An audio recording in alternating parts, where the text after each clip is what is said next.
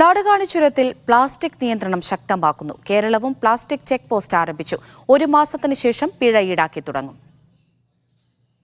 നാടുകാണി ചുരത്തിൽ പ്ലാസ്റ്റിക് നിക്ഷേപിക്കുന്നത് തമിഴ്നാട് സർക്കാർ കർശനമായി വിലക്കുന്നുണ്ട്. അതിർത്തിയിൽ പ്ലാസ്റ്റിക് പരിശോധനാ ചെക്ക് പോസ്റ്റും പ്രവർത്തിക്കുന്നു. പ്ലാസ്റ്റിക് വലിച്ചെറിയുന്നവർക്ക് തമിഴ്നാട് പിഴ ഈടാക്കുന്നുണ്ട്. കേരളത്തിൽ പരിശോധനയില്ലാത്തതിനാൽ തമിഴ്നാട് അതിർത്തിയിൽ എത്തുന്നതിന് തൊട്ടുമുൻപായി കേരളത്തിന്റെ ഭാഗത്ത് വലിയ തോതിൽ പ്ലാസ്റ്റിക് മാലിന്യം നിക്ഷേപിക്കുന്നത് പതിവാണ്. ഈ സാഹചര്യത്തിലാണ് കേരളവും പ്ലാസ്റ്റിക് പരിശോധനാ ചെക്ക് പോസ്റ്റ് ആരംഭിച്ചത്.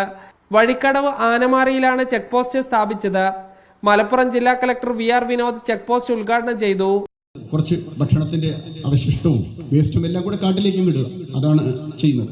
കാരണം ഇതുവഴി ക്രോസ് ചെയ്ത് തമിഴ്നാടിന്റെ അതിർത്തി കടന്നാൽ വളരെ ശക്തമായ എൻഫോഴ്സ്മെന്റ് നടപടിയുണ്ട്. പ്ലാസ്റ്റിക് കണ്ടാൽ, ഒറ്റത്തവണ നിരോധിച്ചിട്ടുള്ള പ്ലാസ്റ്റിക് കണ്ടാൽ 1000 രൂപ 5000 രൂപ ഫൈൻ കൊടുക്കേണ്ടി വരും. അവിടെ പിന്നെ ആർഗ്യൂ ചെയ്തിട്ടൊന്നും കാര്യമില്ല. അതുകൊണ്ട് എല്ലാവരും ചെയ്യുന്നത് തമിഴ്നാട്ടിൽ എത്തുന്നതിന് മുമ്പേ നമ്മുടെ കാട്ടിൽ ഇതെല്ലാം നിക്ഷേപിച്ചിട്ട് പോവുകയാണ് ചെയ്യുന്നത്.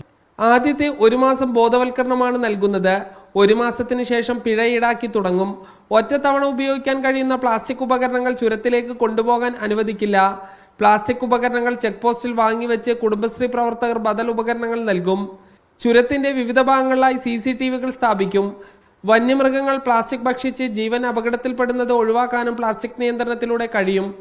വഴിക്കടവ് ഗ്രാമപഞ്ചായത്തിനാണ് ചെക്ക് പോസ്റ്റിന്റെ നടത്തിപ്പ് ചുമതല. നിയമം ലംഘിച്ച് പ്ലാസ്റ്റിക് വലിച്ചെറിയുകയോ ജലസ്രോതസ്സുകൾ മലിനപ്പെടുത്തുകയോ ചെയ്താൽ പഞ്ചായത്തി രാജ് ആക്ട് പ്രകാരം 5000 രൂപ വരെ പിഴ ഈടാക്കും.